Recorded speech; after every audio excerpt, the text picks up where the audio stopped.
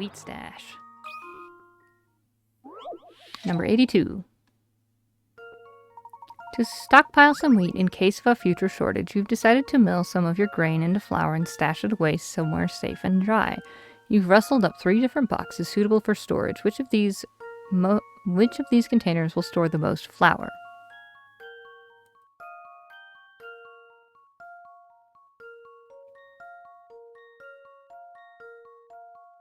B. This one's as good as solved. Let me think this through again. Too bad. Consider all of the options carefully. You showed me how the lid worked.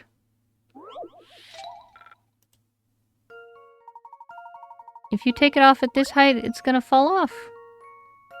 Like, and you can't fill this all the way because it only goes halfway up.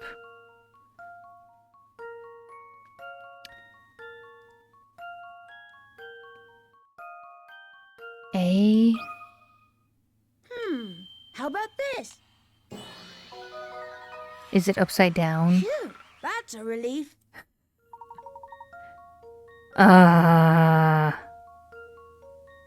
Bunch of silly gooses. Wheat. Box A is correct. If you turn it upside down, it will store the most flour. Fine. Fine. I'm not mad. It's fine.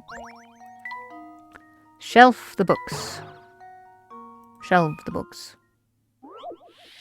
Number 83. Shelve the books. Number 83.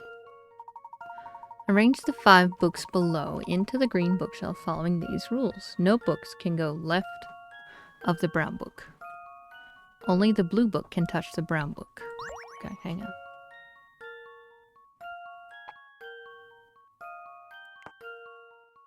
Can I rotate them? Okay.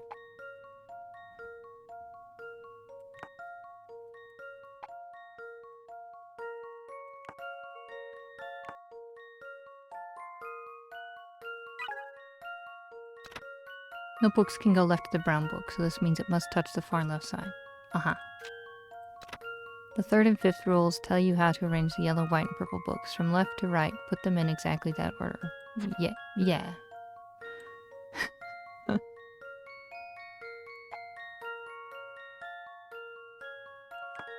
Okay. No books can go to the left of the brown book. Only the blue book can touch the brown book.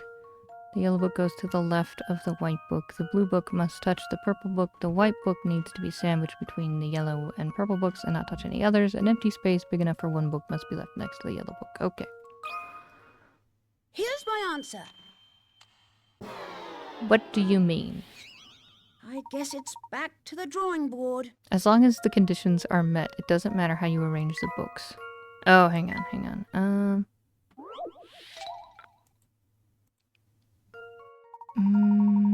Sandwich do not touch any other ones. Hang on.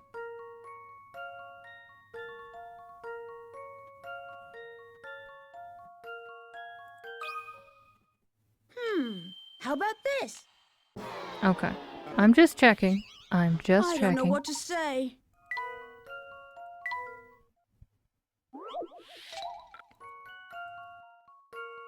I see. Here's my answer. I knew it! That took a long time. Book smart. Placing the blue book sideways at the top is the key. Yeah, I had it, but I had it in the wrong direction, and for some reason my brain was not like, hey, if you just turn it around. I mean, we got there eventually, obviously, but I'm just like, ugh. Sam's allowance. Number 87. 3 boys are admiring a toy car on sale for £12. If Pete and I pooled our allowances, we could buy this car together in 2 weeks. Well, Pete and I could buy it in 3 weeks. It would take you guys 6 weeks to save up enough. All allowances are received weekly. How many pounds is Sam's weekly allowance? Okay.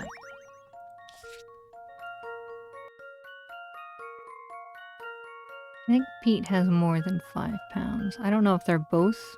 They only get $1 a pound. Sorry. It's 1. Here's my answer. No. Let me think this through again. Too bad. Sam laughs at your answer. Don't try overthinking it. Try plugging in some different variables and see what you come up with. I did. Jeff's allowance is £2 a week. Yeah. And Jeff makes more than Sam.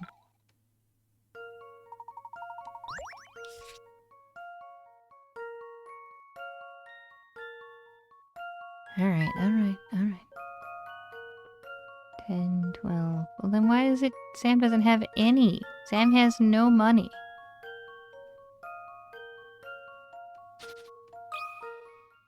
Here's my answer. I knew it! I make no money! Yes, you hit the nail on the head. £0 is correct. Sam doesn't get an allowance. For the record, Jeff gets £2 a week and Pete gets 4. Yeah, I was like, did they both get 1? The discount. Number 88.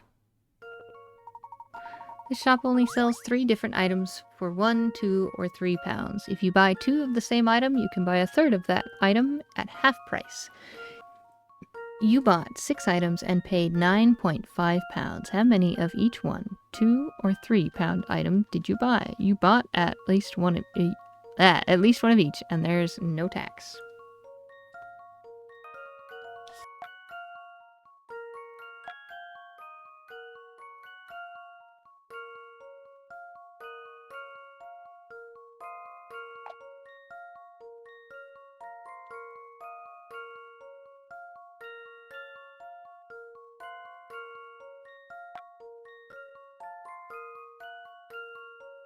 Five, 6, 7, 8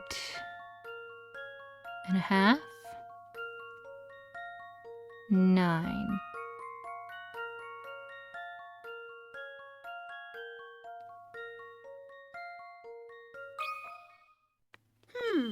How about this? I guess it's back to the drawing board. I did that.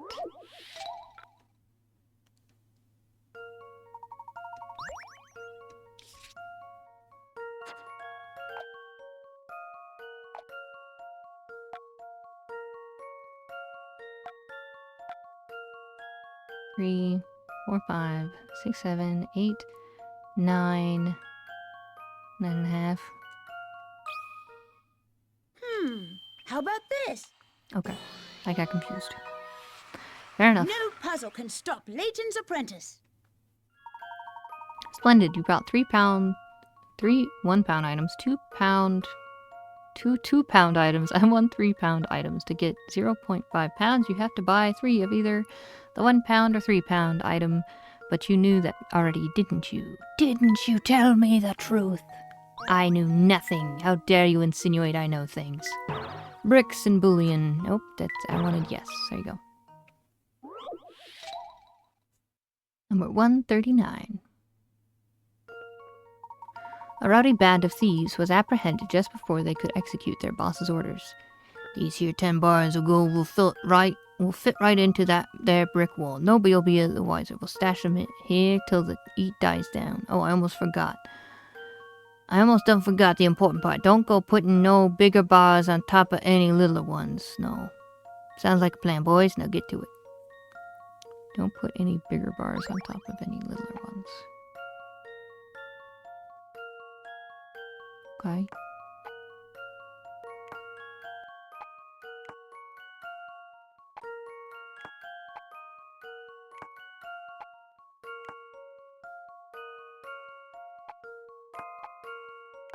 Whoa there, buddy.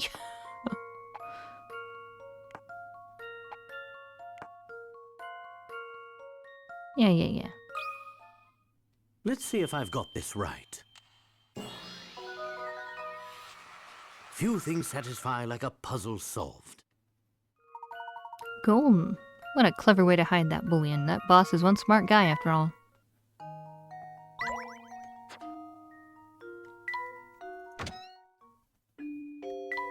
Alright, let's get out of here. My phone goes off for the cat alarm.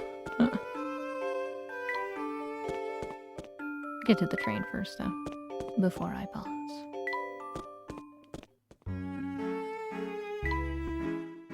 Well, actually, I guess we could save first.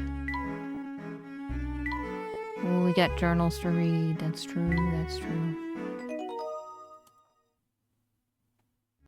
Oh my goodness, when did this change? How long has Layton been over here with a crown? Because he is so rich in hint coins.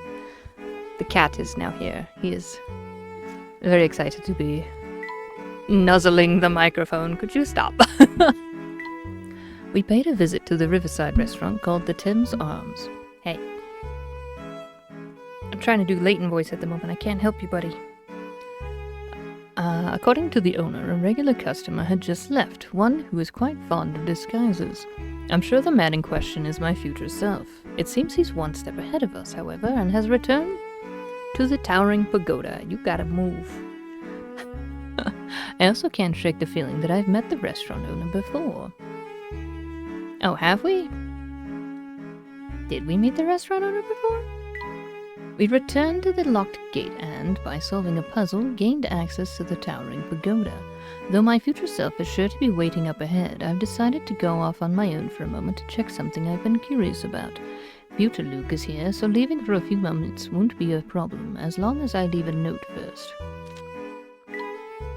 After taking care of my own business, I caught up with Luke and the others before they enter the towering pagoda. My future self is waiting at the top of this tower, and he's set only a few puzzles to bar our way.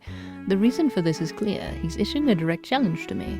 As a gentleman, I intend to meet that challenge and stop him, no matter what it takes. This is Don Paolo writing this entry, by the way, because they've swapped places. He's like, I'm back, but I'm actually Paul. The towering pagoda has a very complex... maybe we'll just read it as Don Paolo then. The towering pagoda has a very complex layout.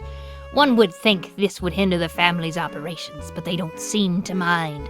Luke and the others have done a wonderful job of solving many of the puzzles we've encountered here, but I confess that part of me wants to take a more active role in cracking open the troublesome things. 'Cause I'm Paul. After defeating the complex puzzles and overcoming all sorts of obstacles, we finally arrived at the room where my future self is said to reside. Whatever happens, we must stop him and put an end to the suffering he's caused the citizens of London. The man claiming to be me certainly has the wardrobe down. However, he doesn't seem to have noticed that the fellow in front of him isn't in fact me. Furthermore, if he were the real Layton, he'd be able to remember what he did this moment 10 years ago. His mask is slipping. The true identity of the man who claimed to be my future self is none other than Dimitri Allen, leader of the Time Machine development team. At the Time Machine demonstration, disguised as Dr. Alain Stangun, Dimitri used the commotion of the explosion to kidnap Prime Minister Bill Hawks and several scientists. But with Bill Hawks as his hostage, there's little I can do right now. I thought that rescuing Luke and the others from the cage would turn the tables in our favor. Hang on. This is now Luke. This is now Layton again. I thought that rescuing Luke and the others from the cage would turn the tables in our favor, but Dimitri managed to escape somehow with Bill Hawks in tow. I am still marveling at the amazing scheme he's cooked up to save Claire. He even tried to steal my memories in the hopes they would aid him, though he ended up with Don Paolo's instead. Oh, that's true. Now we must find where Dimitri has gone. Surrounded by Dimitri's henchmen, we split into two groups and managed to escape. I understand that the desire to bring back Claire is eating Dimitri alive, but causing this amount of suffering to reach his goal is unacceptable. I will do whatever it takes to stop him. It seems that Paul, Don Paolo, that is, has been making notes of my investigation in my absence. Okay, they do. My own investigation also yielded some interesting results that are sure to prove useful. I am quite indebted to Don Paolo for his help. On a different note, I can't help but feel our little conversation with Dimitri has provided us with only part of the whole story. I've always felt the explosion at the Institute of Polydimensional Research was part of some larger conspiracy that never went public. Now, with Don Paolo as my ally, facts of this case are emerging as well as answers that eluded me 10 years ago. But enough for now. We must go meet up with Flora. Okay, I was just checking. We've caught up. Flatstone is where the hotel's at. Yes, sir. Yes, indeed. Feel like this cat is gonna attack my hand. I click the arrow. Tell me! Blast, which one is it now? You look quite deep in thought there, Inspector. Have you found any new information on your case? Layton, just the man I was looking for. You see, I've uncovered a clue that has simply stumped me. Take a look for yourself. There's a cat head in my face, so if I say things wrong, it's just because I can't read. 105, the fingerprint. A fingerprint was recently discovered at the scene of an unsolved crime. 4 prime suspects have been rounded up and brought into the station. Compare the fingers of suspects A, B, C, and D to the fingerprint shown beneath the magnifying glass and identify the guilty culprit. Okay, well, it's gonna be flipped, so it's A, because B is exactly the same, and it's gonna be flipped because, yeah, and these are just wrong. Those are just wrong. Let's see if I've got this right. Yeah. Just as I suspected. Yeah. Yeah. Solved. Suspect A is guilty of the crime. At first glance, B looks like a possible match, but the fingerprint at the scene is a mirror image of the criminal's finger. And these are just wrong. Fingerprints are really weird. You ever just stop and stare at them? You're like, that's wild. Just a whole bunch of lines going on there. That's it. Now I just need to track down the fiend who committed this crime. Inspector, aren't you supposed to be searching for the Prime Minister right now? Listen, lad, a man of the law can't ignore one case simply because he's busy with another. It's the duty of every officer to assist and defend the citizens of our fair city. It's how I work, even a place as lawless and overrun with criminal activity as this one. Yes, even in this den of depravity, I will ensure that the spirit of Scotland Yard burns bright. I'm sure the citizens of this London are very grateful for your efforts, Inspector. Yeah, maybe along the way you'll find some clues to help track down the Prime Minister. That being said, what are you two doing? We're tracking down the Prime Minister. Ah. So let me get this straight. Dimitri is building a time machine to go back to the past and save Claire? Correct, or at least that's what he said. Honey, we ran through every floor of the pagoda and I didn't see anything resembling a time machine. Excellent observation, my boy. Dimitri clearly had a destination in mind when he ran from the towering pagoda. I think he was heading to another base of his, the facility where he performs his time travel research. Is that what you were looking for is that what you were out looking for while we scaled the tower with Don Paolo? Yes, in part anyway. I'll lay everything out for you once we check in with Flora. Until then, I challenge you to think about the situation on your own. I can't! It's impossible! I have no brain! You're like, Luke, calm down. You're a smart boy. Professor Luke, welcome back. I'm so glad you're both safe. The same to you, dear. Hopefully getting out of the pagoda wasn't too difficult for you. Not at all. Big Luke was kind enough to lead the way. Say, speaking of Big Luke, where is he? Oh, well, when we got back here, a mustache man was waiting down in the lobby. A man with a mustache? Was he dressed in black? Yes, that's right. He had a black uniform. That sounds like Shipley to me. Whoever he was, he walked right up to Luke and started talking fast and furious. At some point during the conversation, Luke got a troubled look on his face and said, I'll be back. Flora, some very important business has come up and I need to go take care of it immediately. Please tell the professor to carry on with his investigation without me for now. Okay. Did he tell you where he was going? No, but he did promise to meet back up with us later. Big Luke is even more perceptive than I thought. He knows exactly what our next move is. Professor, something the matter? I'm just thinking back to what happened earlier. Do you remember who first told us that we had traveled into the future? Well, that'd be Big Luke, I believe. Yes, that's right. You have a visitor, Professor. Oh, who is it? Oh, the sudden intrusion, Layton. Oh, Inspector Chilby. What can I do for you? I've been thinking about something I saw while running about town. I don't know how to say this. I'm afraid I'm afraid it may sound a bit ridiculous. What's ridiculous? Well, it's just, I could be mistaken, but I'm quite sure of what I saw. You remember our discussion about the explosion at the Institute of You remember our discussion about the explosion at the Institute of Polydimensional Research?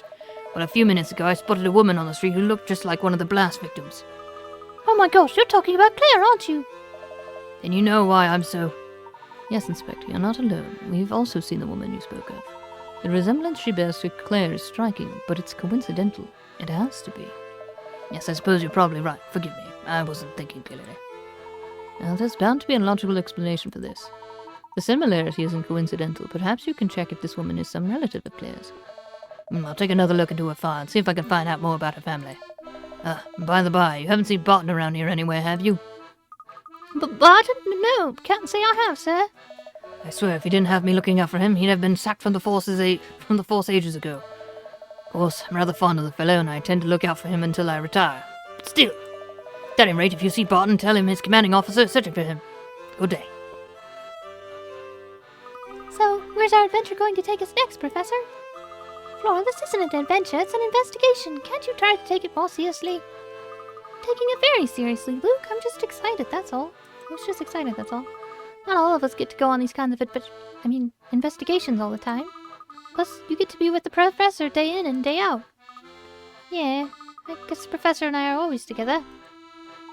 Well, I for one am happy to hear your enthusiasm, Flora. The three of us will get to the bottom of this case together. Let's head out.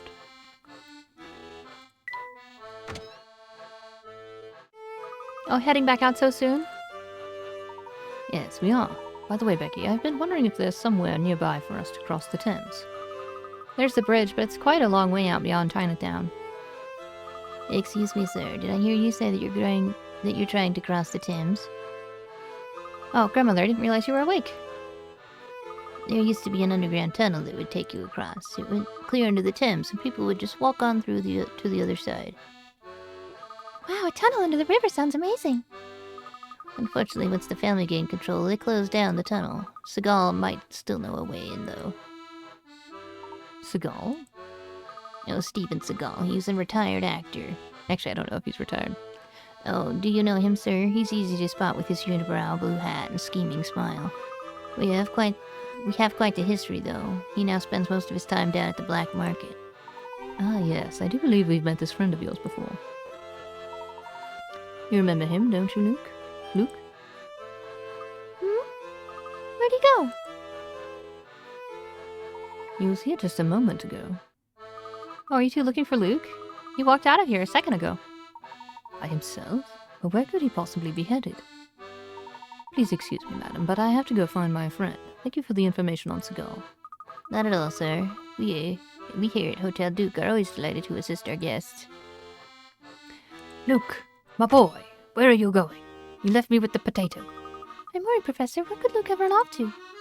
I don't know, but I share your concern. It's unlike Luke to take off without so much as a word. Maybe he decided to go on a secret mission of his own, like you when we went to the Towering Pagoda. Well, regardless of his reasons, he shouldn't be out there alone. We need to search for him. There's a difference between a grown man running off and a small child. He probably saw Belle. Oh, yoo-hoo, friend of Luke, Mr. Gentleman. Have you seen my dear sweet Flukey Poo? Hello, Belle. So you haven't seen the boy either. Luke ran off on his own early, and I haven't seen him since. What? My Prince Charming has disappeared? Oh, my poor Fluke. I hope nothing's happened to him. No need to worry yet, but if you see him, please let him know we've been looking for him. No need to worry. My hunky chunk of man is missing. I'll tear this town apart to find him if I must. Don't worry, Flukey, my dear. I'll save you. Oh, my. I never would have guessed Belle could run that fast. Hello again. Do you need something? Sorry to disturb you, but have you seen the boy I'm always with? Have you seen the boy I'm always with come by? Oh, the country mouse in the blue hat? Yeah, I believe I saw him heading north. He didn't seem lost, so I just let him go. Oh dear, I wish I'd said something to him. Not to worry, I'm sure I'll find him soon. Thank you for the information. Head north. Chummy. Bruce Day is so nice. I wish my hubby would come home from the week so we could have a picnic. Chummy. What is it now, Layton? Have you seen Luke, Inspector? He dashed off on his own just a few moments ago. Strange. Well, he hasn't taken the railway, or I would have seen him. That much I can say for sure. I see. Then he must have headed in the direction of the Thames. Thought that boy was joined to you at the hip. I suppose every hatchling has to learn to fly. I'm just a bit concerned as to where he's flown off to. I know the feeling. Bolton gets me fretting over him twice a week, easy. Of course, he looks a fair bit brighter than Bolton. I wouldn't worry about yourself, he'll turn up.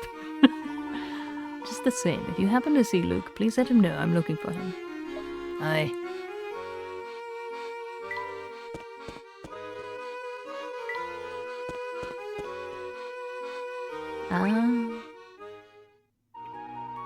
That's not the Thames. Luke, there you are. Oh, hi, Professor. I see you've gone out for a stroll. Do you mind if I join you? No problem. Sorry to run off. I was just thinking. I've had so much fun these last few years and gotten so used to going everywhere together. Of course you have. After all, we're the best of friends. It's only natural we'd spend time together. Dad told me the other day that his job is transferring him, so we'll all be moving. Ah yes, your father mentioned that to me as well. Tell me, Luke, do you believe that we're true friends? Of course I do. How can you even ask that? Good. Then there's no need to worry. You see, true friends share a special connection. This connection endures no matter how far apart they may be separated physically. Distance and time apart are irrelevant to the bond formed by a true friendship. Do you follow? I think I do, Professor. Excellent. Then let's get back to our investigation. We've many mysteries to solve. Sounds good, Professor.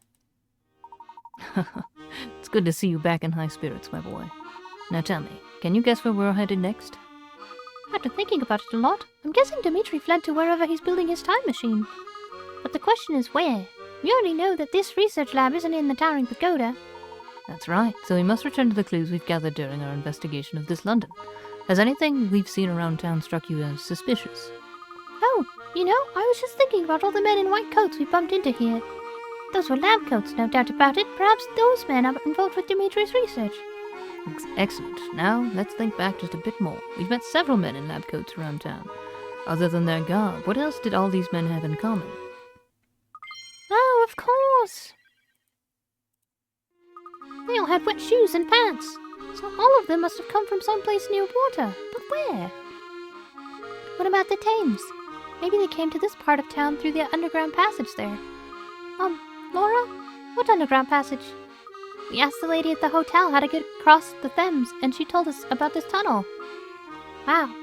I really left at an inopportune moment. I was having a bit... I just got sad. Yes, we met quite a few scientists around town in our time here, and though they haven't been very forthcoming with details, it's clear where they've all been coming from. My suspicion is that these men work at a research facility located near the Thames, and that they come into town to refresh themselves after long hours of research.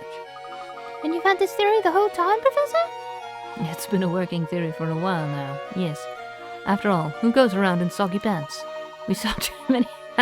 just the phrase soggy pants, sorry. We saw too many men walking the town in that state for me to write the whole thing off as a coincidence. Therefore, I believe this research center is somewhere on the other side of the Thames. Amazing. Clearly, I've still got a long way to go before I can think like you do, Professor. All right, everyone. We're headed back to the Black Market Bazaar. Why there? For trying to get across the Thames, shouldn't we head back to the Riverside area? I'm sure we'll make it there eventually. But first we gotta talk to that man in the bazaar with the unibrow. I think his name is Seagal. Okay, you say so. I don't like Flora knowing more than I do. Makes me uncomfortable. Especially because she's gonna be here the entire time, and I have to move away. Sadness.